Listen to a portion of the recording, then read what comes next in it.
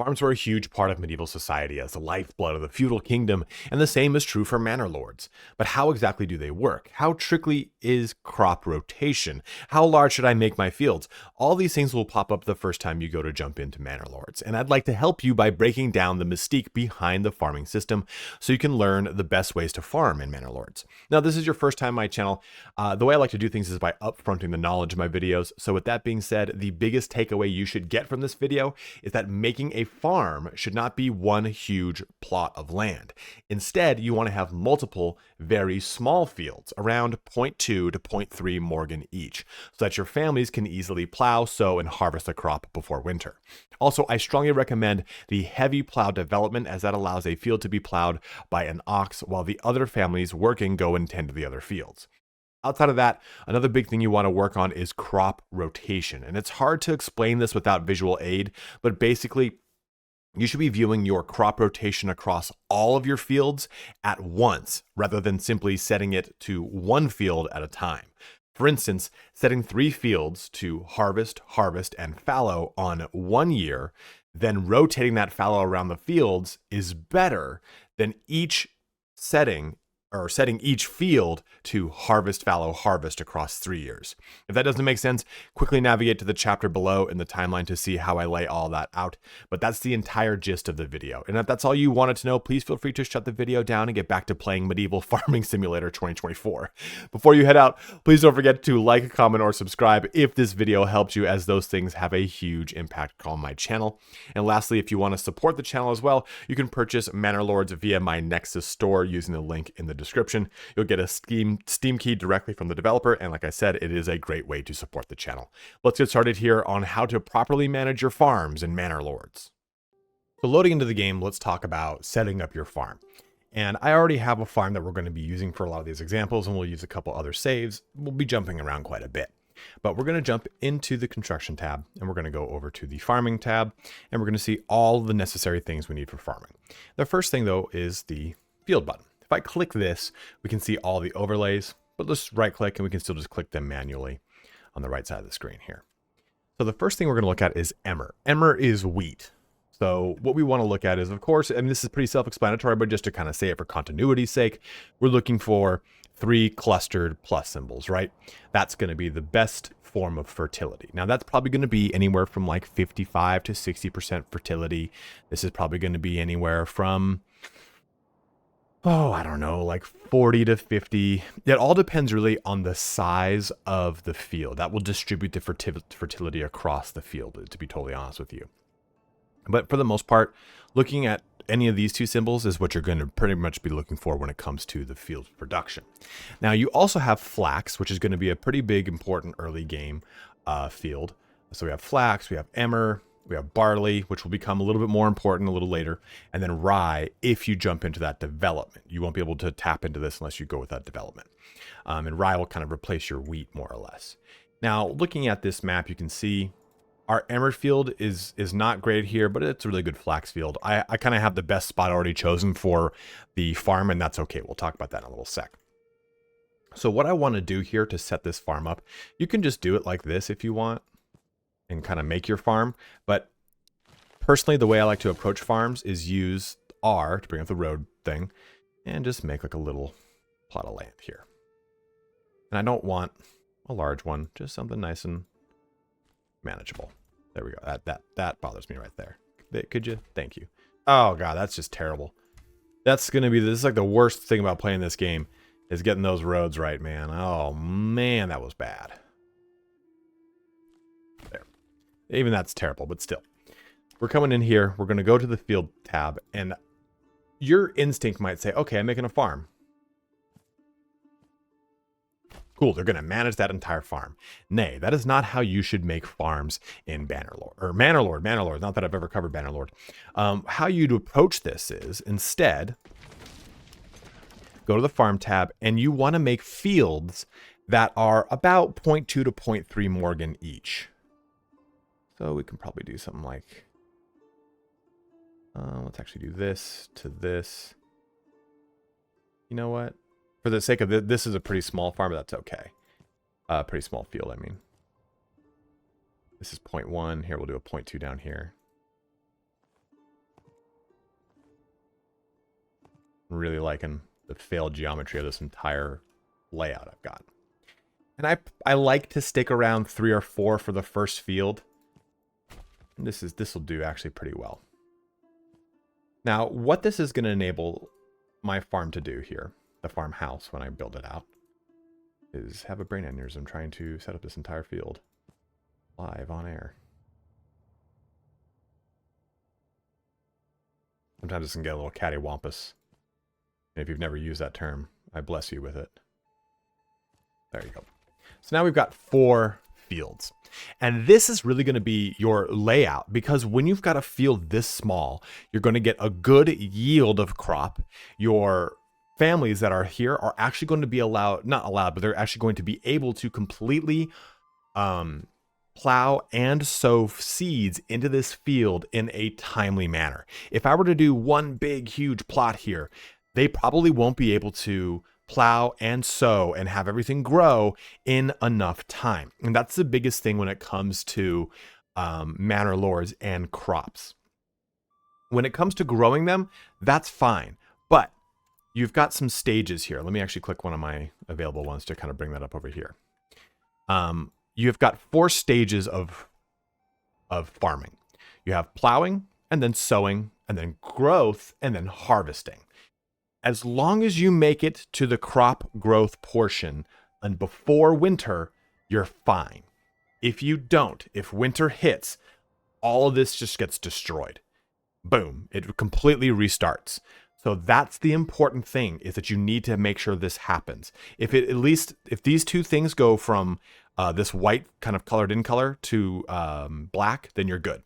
Like as it is, if winter were to hit tomorrow, my crop would sustain all the way through it. And I don't know if that's an intended portion of the game or not. It feels like a bug, to be totally honest.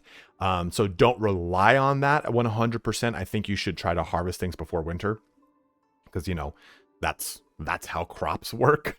But as it stands in the game as of right now, and there is going to be an actual launch version of early access. I am in like a pre-early access version. Once winter hits, as long as your crops are growing, they will continue to grow. You're totally fine. So don't worry about that. Winter won't blow out the crops, won't spontaneously explode them.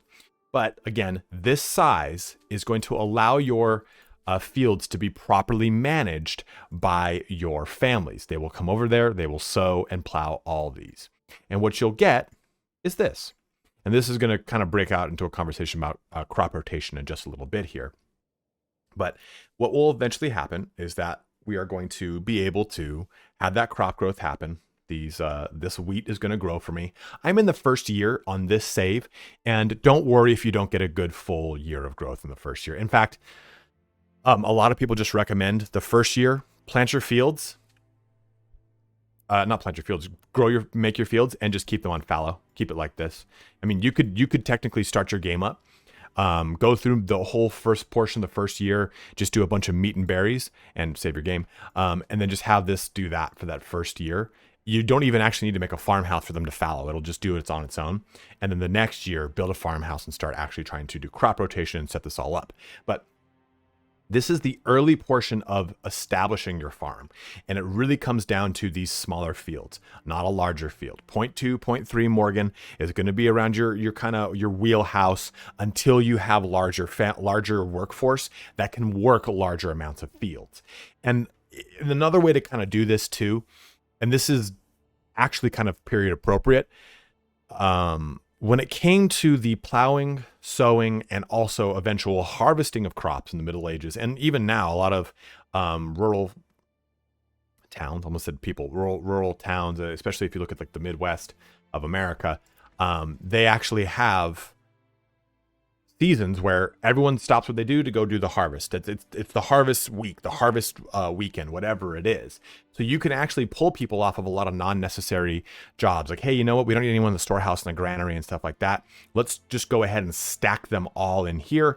And this will get plowed and sowed very quickly. So you can manage it like that if you so wish. Just know that that is going to require a little bit more micromanagement for you, and having a little bit more presence as to what time you are actually in. And that brings us to the last portion of this section, is Everything will live and die by this calendar right here when it comes to farming, if you put things on an automatic scale, kind of timeline, and I'll show you in a little bit. But spring, frequent raining, seasonal deposits regrow, summer, crops grow, possible droughts, autumn, harvesting, plowing, and sowing of crops, and then winter, it is wintertime. So things will happen automatically on that schedule if you don't set them otherwise, and we'll talk about that right next. But that is how you set up your initial fields, how you kind of establish how all this works out. Then, of course, you will need to build a farmhouse over here that would need to, so that they can actually inhabit this. And we'll talk about how farmhouses you probably will need multiple ones as you grow your fields and how that can be split across those multiple fields. But now that we've talked about that, let's talk about our crop rotation. Now I'm going to use this save for our crop rotation to talk about, because I already have things established, and I think it'll be very easy to talk about the visual aid of all this. So clicking here, we have this field, and this field. This is our 1, our 2, and our 3. And as you can see, pretty easily represented directly below each field. Now, you can have the game automatically crop rotate, and I'm going to talk about that right after this. But crop rotation is something that was developed like 6000 BC, right? Old man knew how to do it. But in, I think it was like 1400s or something like that, we discovered 3-field crop rotation, an eventual 4-field crop rotation. And now we have like autonomous bots that do it for us. So things are crazy. But crop rotation is essentially a practice of allowing a field to fallow, as it were, to restore fertility. This allows us to keep more growth going in the same plot of land without having to essentially go rediscover a whole new field and everything, blah, blah, blah, blah, blah. You didn't need the history lesson, but it happened nonetheless. So when you take a look at these 3 fields, what I want you to do is, I'm going to press this button, rather than thinking of this as one field where you're going, oh, okay, well, this field's going to go wheat, fallow, wheat. No, think of it as the entire field as a unit needs to be thought about on a per year basis. So field 1 right there is set to grow wheat. Field 2 on year 1 is set to grow wheat. Field 3 on year 1 is set to fallow. Now, on year 2, what would happen here is, I'm sorry, this is actually set up wrong. We would have this be the inverse.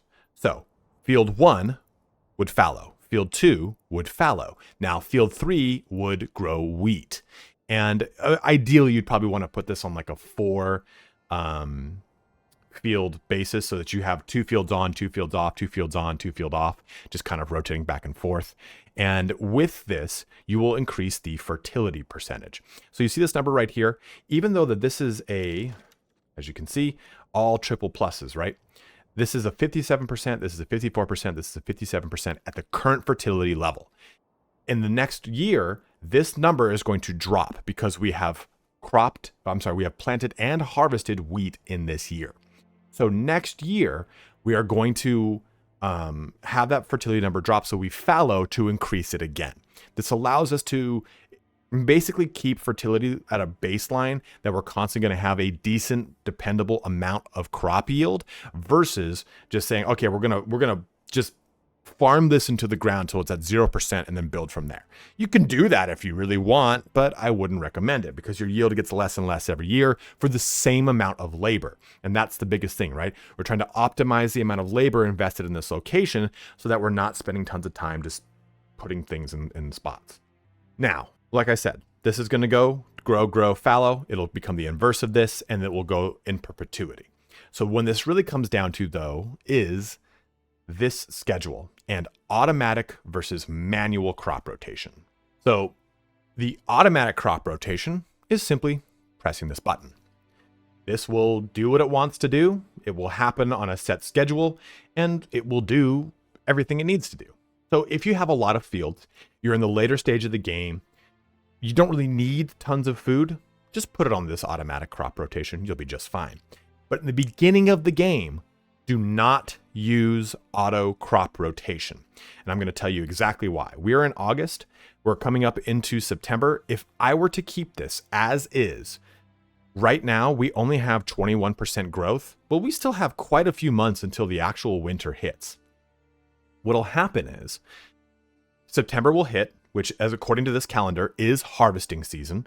September through November, harvesting, plowing, and sowing crops. Well, it has to complete the sowing of the crops or else you just lose it and you damage your fertility. So the game will actually hurt you if you don't do this properly, right? If you don't have a ton of fields that can take the hit. So if you turn this off, what happens is the crops are allowed to grow until you press force early harvest, and you can harvest in any season you want. There's nothing that's stopping you from doing so. You could have all these fields grow to 100% and keep them at 100%, and nothing's going to damage those crops. And then you could harvest them as you need the food, if you wanted to. Again, I think that might be a bug. I think it might be changed in some sort of patch in the future. So please be aware of that. So what we would do here is, ideally, because again, we are manually doing all this, crop rotation is off. I don't have anyone even working right now in the farmhouse because this is just growing. They're not going to do anything. So what's probably going to happen is we're going to come around to November time, and this is going to hit 100% growth. Then I'm going to click force early harvest. Ignore harvesting season and harvest immediately. Minimum crop growth for any kind of harvest is 15%. So they can do that now. But if this at 11%, they wouldn't go and harvest it until it got to 15. So just be mindful of that. You can also set the field priority. Fields the highest priority are taken care of first. So I can say like, hey, you know what? I've got 3 fields, and maybe this is my largest one, which I think it is actually. I can set this to be a higher priority. So they prioritize plowing and sowing it first, and also harvesting it first, because the other ones are going to be easier and quicker to take care of. So you can kind of keep those things in mind when it comes to the manual versus automatic. But my recommendation is go manual with your crop rotation and just manually set it. I keep this thing pinned. Oops, pinned. Yeah, you don't even need to pin it. Like if you click this and drag it, it pins automatically. And then I just kind of hide it down here. Right like that. So at any point I can just kind of hover over, well, if early access is what I'm blocking it, I can hover over and go, oh, okay, we're at 20%. I'm good to go. I'm fine to just kind of keep this as is. And it just allows me some flexibility to kind of have, go do other things in the map, go click over here, do that over there. And I know that, oh, okay, well, hey, well, you know what? We're about 80%. I'm going to start to assign people over here, pull them off of tasks because we're going to start harvesting, whatever it is. But that's how I manage the manual rotation, because I think it's a lot more efficient as far as what it yields in the early game. Later game, go ahead and go automatic. You're not going to hurt yourself one bit. Now, just a note quickly on developments. You do have these that you can tap into. It's going to depend upon, how much you want to put into farming. You can just simply stick with 3 farms and kind of let that be. Maybe those farms, rather than just being predominantly wheat farms, they're flax farms for you, or barley.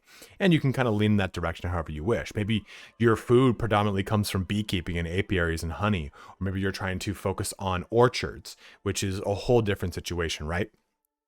So keep those things in mind. You do have these developments here. This sheep breeding is going to be, of course, not for farms, it's for pastures. But you have fertilization allows you to use a fallow field as a pasture, which rapidly restores lost fertility, and also bakeries, which allows for a better artisan-based bakery versus just your communal bakeries. You also have irrigation too, dramatically lowers the amount of damage caused by droughts. And you have lastly, rye cultivation unlocks the rye crop for fields. Similar to wheat, rye can be processed into flour, but it's more resilient and therefore can be grown in places with lower fertility. So this is a little bit later game convention, right? You're going to need to push a specific village into the development to do this. So if you think about it, you're going to maybe get 2 or 3 points depending upon how far your village gets within early access. So you won't be able to go 1, 2, 3, 4, 5, 6. It's just not going to happen. You're going to hit the end of what the early access allows you to do. But I just wanted to have a portion of this for development because it does exist. You're probably wondering which ones to go through. You do have your policies too, which a lot of them are works in progress. So this will probably become a big part of how farming works. The same thing here with production, but we don't have those things in the game just yet. So we talked about creating your field. We talked about crop rotation, development, all those things. But now let's go into a little bit about how to manage your field. Now in this save, it's March. It's a brand new year. So it's time to grow some crop.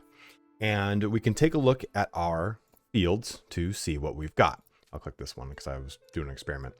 So what we've got here is our wheat, our rotation, first, second, and first year, of course, our field priority, forcing the early harvest, burning the field if we so wish, which can actually help with fertility, fencing for pastures if we go into the development of this. But we also have the progress percentage of plowing, sowing, crop growth, and harvest. Like I said before, if you let the game automatically do things in September, it'll automatically harvest. So we're just going to ignore the crop rotation. Also, if you are coming into a new year, make sure you don't have forced early harvest turned on from your previous year's harvest. Shut those things off. So now when we manage this field, we're taking a look at it. And what we're going to do here is I am going to approach this one of two ways. Well, I'm going to show you one of two ways. No, I'm going to show you two ways you get to choose. So you can either put one or two families here and let them work the farmhouse. But in my personal opinion, one of the best ways to approach both plowing, sowing, and harvesting the crop is just blow a bunch of people off of all of your jobs. Like, so let's look here. I've got 13 timber. I don't really have any pressing things. I'm going to pull someone off a logging camp. Okay. What's my fuel at? You know what? For 10 months, I'm going to pull someone off of the woodcutter's lodge. So I've got 3 empty families. I'm going to throw all 3 of them onto the farmhouse, because the farmhouse, after you've actually planted and sowed the crops, they're just going to do their things for the rest of the year. And then all you have to worry about is harvesting after.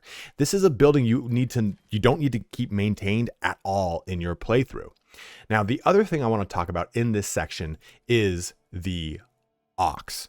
Now the ox here, I'm going to go ahead and press the plus button here that turns it on. And that is because I have the heavy plow. Enables employing oxen at the farmhouse for significantly faster plowing of large fields, as well as bringing crops back to storage more efficiently. So you won't keep the ox here. You're only going to do it in the exact same time which you're plowing everything, which at this point just sounds like I'm making a bunch of sex jokes. And I've set this up to be wheat, wheat, wheat, flax, flax, flax. Again, I'm doing an experiment with another thing on stream, but don't worry about that. Here is a button that I found out just recently, and it changed my life. Hold down tab. Boom. Now I can just see what I have all my fields set to. I see who's working here. This is not just in the farm video. This is going to make sense. This works in your whole goddamn game. So use tab from now on if you didn't know to do it. Now you know. But I'm going to unpause the game. I'm going to fast forward, and I'm going to talk through some things that you're going to see that are going to happen while they go ahead and plow the fields. So we've unpaused, we press fast forward. Now there's a bug right now. What you're seeing right here is the ox that I've assigned to this location is actually plowing the field. It's a weird bug. When you do this, for some reason this happens, but if I go to livestock, you can see it says waiting, a guide is coming. And then if I see plowing by hand on all these, it's going to eventually tell me one person's plowing with an ox. But if I look at this, it shows me 40% plowed. Ignore that. It's just a bug. But basically, this will be better exemplified once the ox actually gets here. Because the reason we have an ox here, and the reason we have all these family members doing this, because this is the field for the ox. And I've also set the priority up here too, to show you off this little bit. I've set the priority of the wheat fields to be higher. I need that food. I don't need the flax as much. If it doesn't happen, it doesn't happen. So what's happening is these family members are all coming over here and plowing by hand. 1, 2, 3, 4, 5, 6, 7, 8, 9. We got 2 more coming in. That's 11. And then we have the 12th one over here doing this. So these 12 are splitting their labor across these fields, while this one person, just to kind of put things into perspective here, we have 3 people on this field. This thing is at 14% plow. This thing is at 71%. So by having even just one family and one ox, you could probably plow all 6 of these fields quite easily, because the ox makes it such a faster experience. Here you can see this ox is almost done. And when the ox finishes, it's just going to go to a different field and do the same thing. And then what happens is you can see that they moved off of this field and pushed onto this one to start hand plowing that field while the ox finishes up what they started. So basically the people start kind of priming the ox's plow and allowing it to do its thing. And once the ox quickly plows through all of this, you are then going to have all of your families, your pops, are going to go through and sow the seeds way faster, way easier. Keep in mind here, we're still in March. This is the very beginning of March. If you had done this all by hand, it would probably take you about a month, maybe two, depending on how many fields you have, how large those fields are, and whatnot. That's why we have these fields that are small, 0.234 Morgan, nothing larger than that. I believe Morgan's an acre, by the way. So we have 2 fields completely plowed. And now this one's almost completely sowed. So we're coming into April pretty quickly here. And we have almost all of this, like we're now what? We're 1, 2, 3, fully plowed. And these 2, well, this one's the only one that's actually fully sowed. So we're kind of keeping going through this. This one's still plowing through this field, finishing up that. And they're just going to go and spread the seed as they see fit. Sometimes the AI gets kind of wonky. And even though the sowing needs to be done, they just kind of walk around idly. But okay, that's done, that's done, that's done, that's done, and that's done. This one's not 100% done. See, like I said, sometimes they like stop in the middle of their job. But we're now just barely getting into April here. Yeah, cool. Abandoned camp's coming. And that field's done being plowed for the most part. And I'll just kind of let them keep doing their thing here. So they're going to spread the seeds over there. They're going to finish that up. And I can actually remove the livestock because everything's been plowed. They're going to go finish off that. And so this is how you manage fields. This is how you get them done efficiently. Now, if you don't have the heavy plow, this is probably just going to get done in the middle of April, maybe the late portion of April instead. Don't worry about it if you don't want to go into the plow. But having these smaller fields is what allows you to actually manage them far better. And like I said, manual versus automatic crop rotation and all that, I just keep this right here.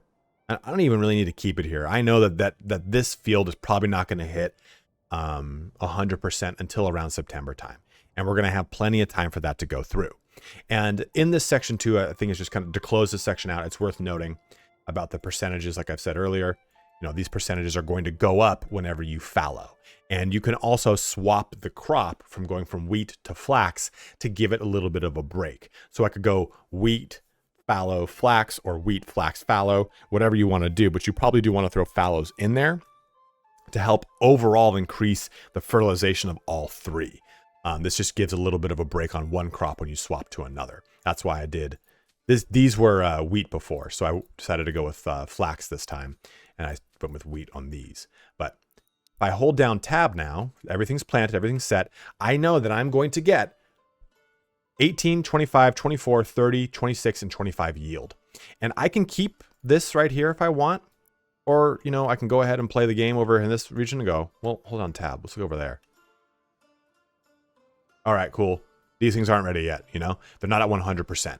So this is how you manage your fields to the best possible kind of scenario that you've got. And once you've got everything planted and sowed, pull everyone off of here, because the only time it's worth it to put people back into here is when you need to process the wheat into grain. And we'll talk about that in a little second, but just to say that again, you're going to put probably the same amount of people in and an ox, and they're going to come through and they're going to pick everything up. And they're going to bring it back to the farmhouse.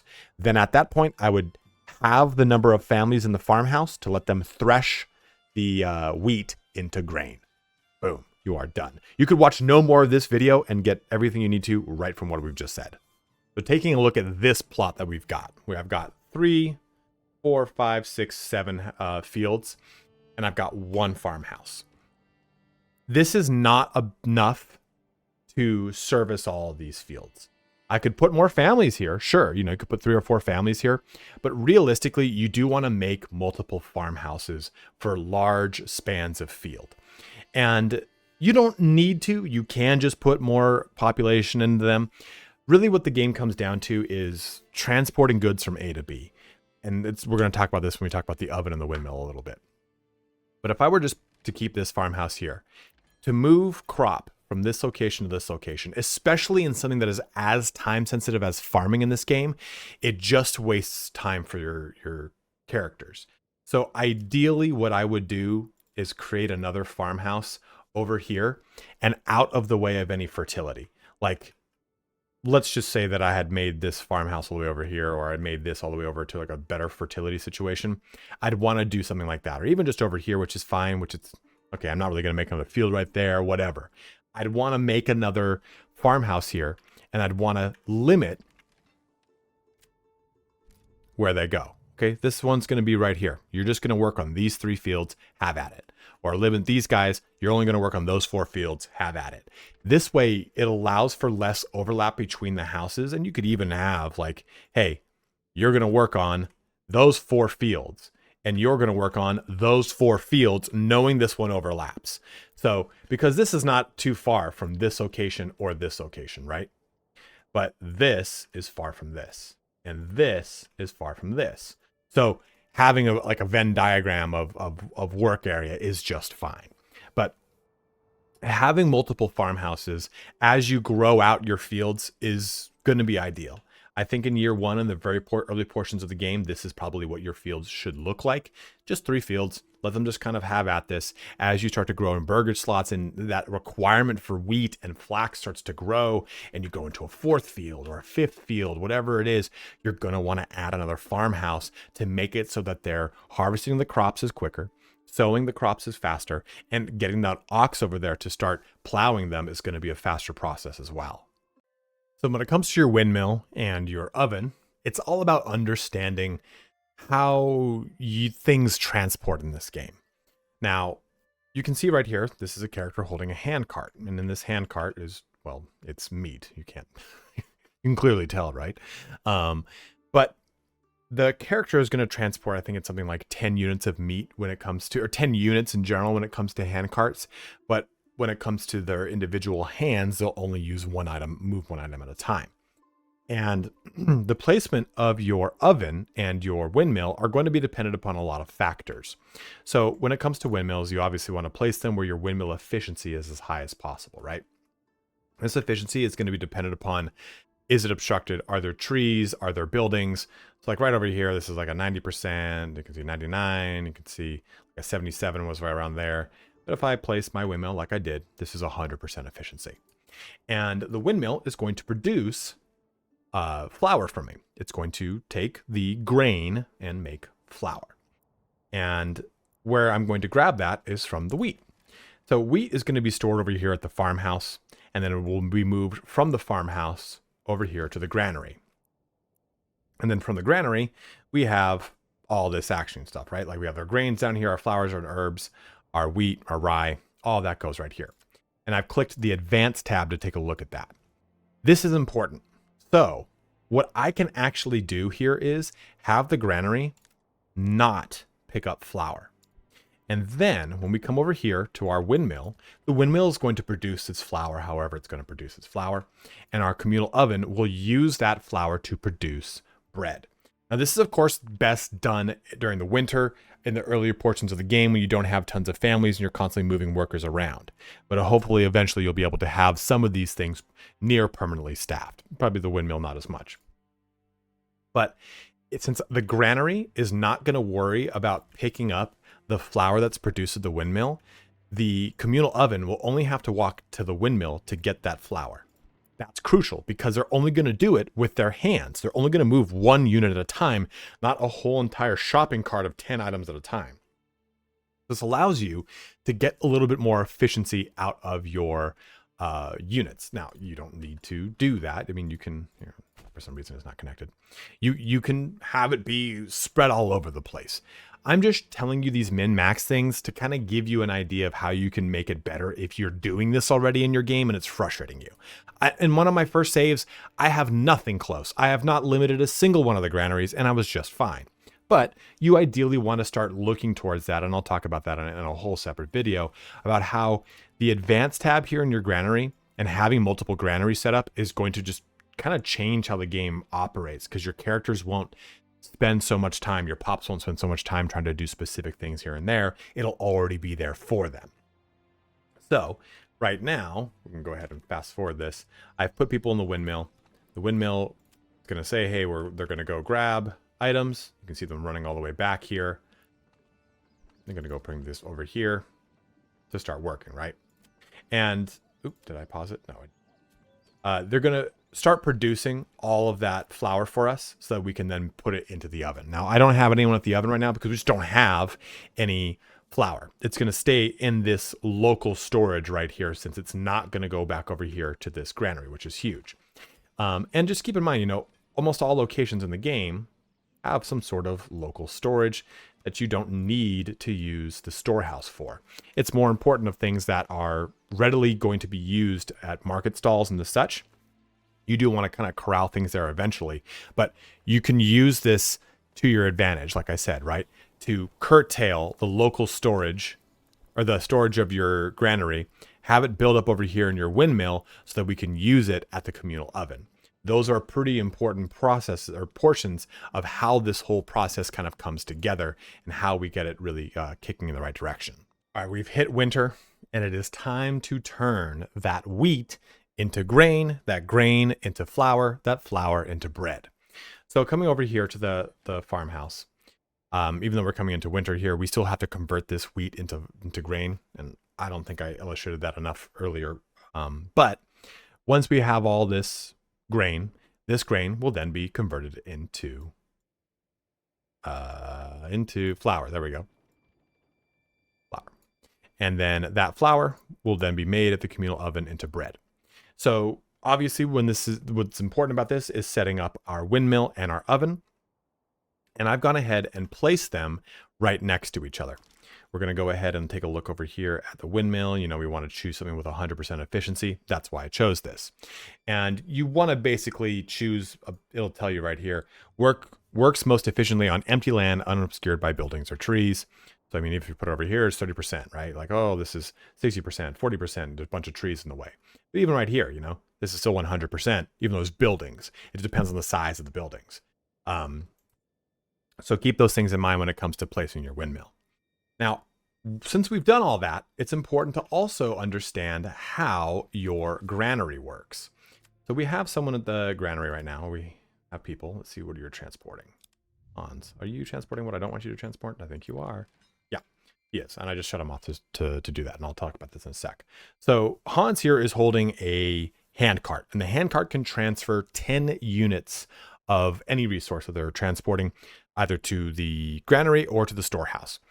The pops will use 1 unit if they're just using their hands. So what I've done over here at the granary is you go to the advanced tab and I've shut off the transportation of both flour and grain. They will not try to store that in this granary. And the reason behind that is let's take a look at the distance here.